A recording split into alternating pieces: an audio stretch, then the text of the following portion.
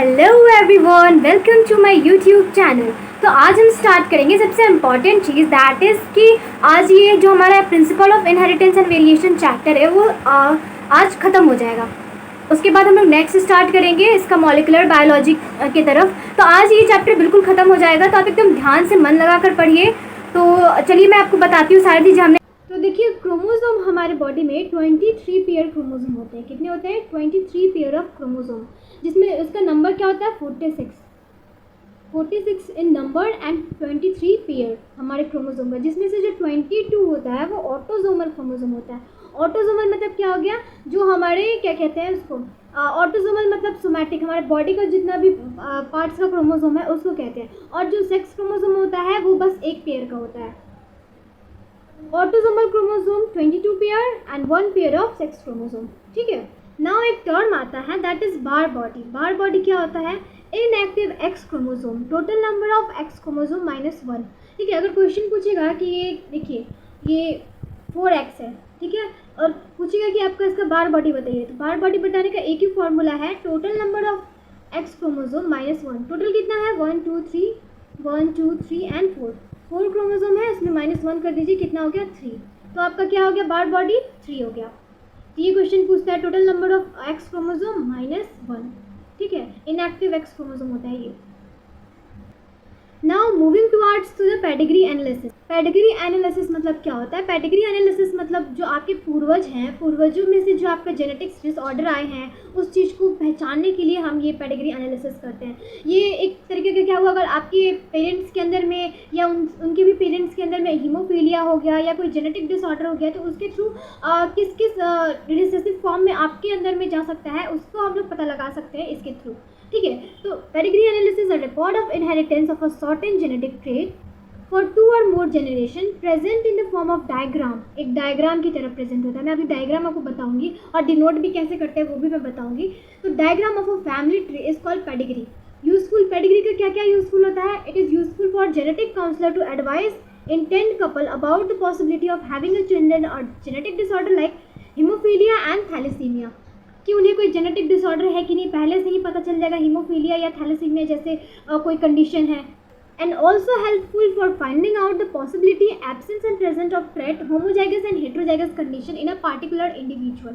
Homozygous या heterozygous किस तरीके का अगर वो बन रहा है तो वो भी पता चल जाएगा कि क्या है उसके अंदर एक प्रॉब्लम है जेनेटिक डिसऑर्डर का। नाउ देखिए ये क्या है? ये एक पेडिग्री एनालिसिस है। इसको देख के ही हम पता लगाते हैं कि कोई जेनेटिक डिसऑर्डर किसी बच्चे के ऑफस्प्रिंग के अंदर गया है कि नहीं। तो इसको डिनोट कैसे करते हैं ये मैं आपको बताती हूँ। देखिए, जो स्क्वायर शेप में है इसको हम मेल कहेंगे, राउंड अगर होगा तो फीमेल कहेंगे, और अगर ये 4 ऐसे साइन है तो ये सेक्स अनस्पेसिफाइड है। अच्छा देखिए, अफेक्टेड क्या होता है? अफेक्टेड में इंडिविजुअल को हम ये जो डार्क कलर का होता है ना, वो रेड कलर का, वो अफेक्टेड इंडिविजुअल होता है। मैटिंग होगा तो इस तरीके का साइन होगा। अच्छा, कॉन्टाजीनियस मैटिंग क्या होता है? कॉन्टाजीनियस मैटिंग मतलब कि अगर कोई रिलेटिव में ही आपका मैटिंग हो रहा है तो उसे हम क्या कहते हैं? इस साइन से डिनोट करते हैं, मतलब कि मैटिंग बिटवीन रिलेटिव, कॉन्टाजीनियस मैटिंग। देखिए ये ऊपर में क्या है? ये पेरेंट्स हैं और ये उनके बच्चे हैं, parents above and children below.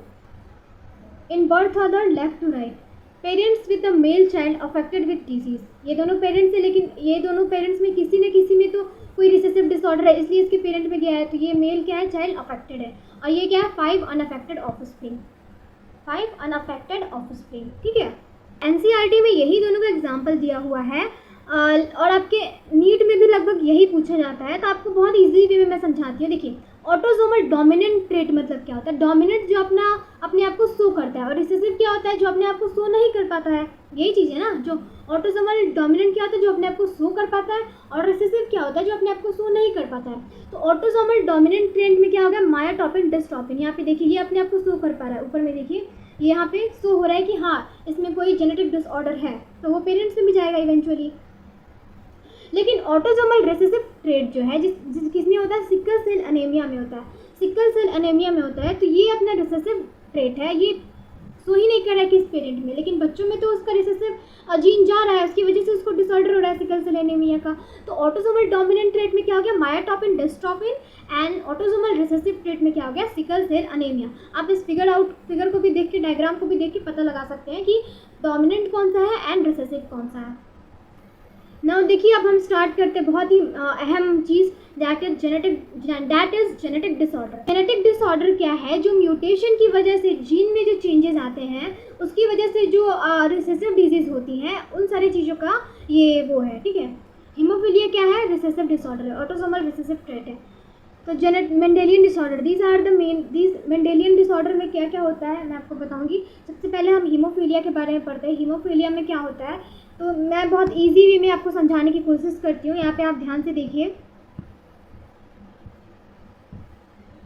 देखिए ये क्या है हमारा, ये हमारा लीवर है। लीवर के अंदर में क्या होता है? एक कैस्केड प्रोटीन होता है। क्या होता है? Cascade protein. लीवर के अंदर में कैस्केड प्रोटीन होता है। ये क्या चीज़ में हेल्प करता है? हमारा ब्लड को क्लॉट करने में हेल्प करता है। ये प्रोटीन हमारे ब्लड को क्लॉट करने में हेल्पफुल होता है, लेकिन किसी रिसेसिव ट्रेट की वजह से ये सिंगल प्रोटीन क्या होता है? अफेक्ट होता है। ये कैस्केड प्रोटीन काम करना बंद कर देता है। उस कंडीशन को हम क्या कहते हैं? ये ब्लड को क्लॉट ही नहीं कराता है। उस कंडीशन को हम क्या कहते हैं? कि हीमोफिलिक है। क्या है? हीमोफिलिक है। तो सबसे पहले देखिए यहाँ पे hemophilia, the sex-linked recessive disease which is transmitted from unaffected carrier female to male progeny. A single protein is affected which is a part of cascade protein involving clotting of blood. Clotting of blood में help करता है कौन? Cascade protein. तो वो काम करना बंद कर देता है, इसकी वजह से क्या होता है? हीमोफीलिया होता है। और जो अनअफेक्टेड कैरियर फीमेल होती है, कैरियर फीमेल मतलब क्या हुआ मैं आपको समझाती हूँ, जो अपनी प्रोजेनी को गिफ्ट करती है, उसके अंदर रिसेसिव फॉर्म में वो डिसऑर्डर प्रेजेंट रहता है, लेकिन वो शो ही नहीं होता है, उसका सिम्टम ही नहीं शो होता है, बाद में उसके बच्चों में वो शो होता है हीमोफीलिया। तो देखिए इसको डिनोट कैसे करते हैं, हम यहाँ पे बताती हूँ आपको। देखिए अगर XY है तो क्या आ गया? Normal mail. XHY है तो क्या हो गया? Affected mail. एंड XX है तो क्या हो गया? Normal female. और XHX है तो क्या है? Carrier female. XHX है तो लीथल फीमेल, ये सर्वाइव ही नहीं कर सकती है। जो फीमेल के अंदर में हीमोफिलिक फीमेल जो होती हैं, कैरियर की बात नहीं कर रही हो, कैरियर में रिसेसिव उनका सिम्टम नहीं शो होता है। जो हीमोफिलिक फीमेल होती हैं वो सर्वाइव ही नहीं कर सकती है इस कंडीशन को, लीथल फीमेल हो जाती है। तो कैरियर फीमेल जो XH है ये क्या करता है? अपने ये करती है अपने जो आने वाला मेल प्रोजनी है उसको वो गिफ्ट करती है। वो कैरियर होती है उस चीज़ की और उस चीज़ को अपने प्रोजनी में गिफ्ट करती है, ट्रांसफ़र करती है, ट्रांसमिट करती है। और एक यहाँ पे नोटिस पॉइंट देखिए, Queen Victoria was sufferer of haemophilia and she is a carrier female. Queen Victoria को भी हीमोफीलिया था, वो भी एक कैरियर फीमेल थी। तो देखिए वो कैसे अपने बच्चों में वो ट्रांसफ़र करते हैं। अगर देखिए XY है, ठीक है, XY का क्रॉस हम किससे कराएंगे? XHX। तो देखिए यहाँ पे अगर कैरियर फीमेल है तो कितना % वो अपने बच्चों में ट्रांसफ़र करेगी, ये क्रॉस करके हम समझते हैं। देखिए अगर इसको इससे क्रॉस कराते क्या हुआ? XHX। सेम ये XX तो XX, ठीक है ना। मेल को इससे क्रॉस कराते हैं XHY, इसको क्रॉस करेंगे तो XY। तो कितने % हीमोफिलिक मेल बन रहे हैं यहाँ पे? हीमोफिलिक मेल यहाँ पे कितने % बन रहे हैं? प्रोजेनी में ट्रांसफ़र कितना हो रहा है? देखिए यहाँ पे तो एक क्या हो गई? कैरियर फीमेल है, तो कैरियर फीमेल का सिम्टम शो नहीं होता है तो आप उसको कुछ बोल ही नहीं सकते हो। अच्छा, मेल फीमेल क्या है? एक कैरियर है और एक कैरियर नहीं है। और मेल क्या है? 25% क्या है? वो कैरियर है और 25% नहीं है, 25% नहीं है। तो इसमें मेल हीमोफिलिक मेल कितना हुआ? 25%। हीमोफिलिक मेल कितना हुआ? हीमोफिलिक मेल कितना हुआ? ये 25%। समझ गए ना आप? इस तरीके से हम निकालते हैं इसको। देखिए जेनेटिक डिसऑर्डर एक क्या हो गया? हीमोफीलिया हो गया, और ये है sickle cell anaemia. Sickle cell anaemia किसकी वजह से होता है? देखिए अगर यहाँ पे हीमोग्लोबिन का जो 6th चेन होता है, 6th चेन पे जो ग्लूटामिक एसिड होता है, क्या होता है? ग्लूटामिक एसिड से वैलीन में चेंज हो जाता है। इसकी वजह से क्या होता है? सिकल सेल एनीमिया की प्रॉब्लम होती है। This is a autosomal recessive disease. ये भी क्या है? Autosomal recessive disease. And this can be transmitted from parents to progeny and both the parent are carrier of a gene. इसमें कोई male female का कैरियर नहीं होता, इसमें दोनों ही जो पेरेंट्स होते हैं दोनों ही कैरियर होते हैं, दोनों ही अपने बच्चों में ट्रांसफ़र कर सकते हैं। And this defect is cause by the substitution of glutamic acid by valine, ठीक है, by valine, glutamic acid by valine on the 6th position of beta globin chain haemoglobin molecule. 6th position के beta globin chain पे क्या होता है, glutamic acid से valine में substitution हो जाता है, उसकी वजह से ये प्रॉब्लम सिकल सेल एनीमिया वाली होती है। तो जब सिकल सेल एनीमिया वाली प्रॉब्लम होती है तो जो नॉर्मल ब्लड सेल है ऐसा होता है वो सिकल सेल का हो जाता है, इसीलिए इसको हम क्या कहते हैं, सिकल सेल एनीमिया। और ये होता किस वजह से है कि इलोंगेशन हो जाता है, बाइकॉन्केव वे में इलोंगेशन हो जाता है किसका, नॉर्मल रेड ब्लड सेल का, क्योंकि लो ऑक्सीजन की वजह से ऑक्सीजन उसके पास नहीं पहुंच पाता है तो ये इलाबोरेट हो जाता है, इसका शेप क्या हो जाता है, सिकल सेल का हो जाता है। इसकी वजह से इसे हम क्या कहते हैं, सिकल सेल एनीमिया।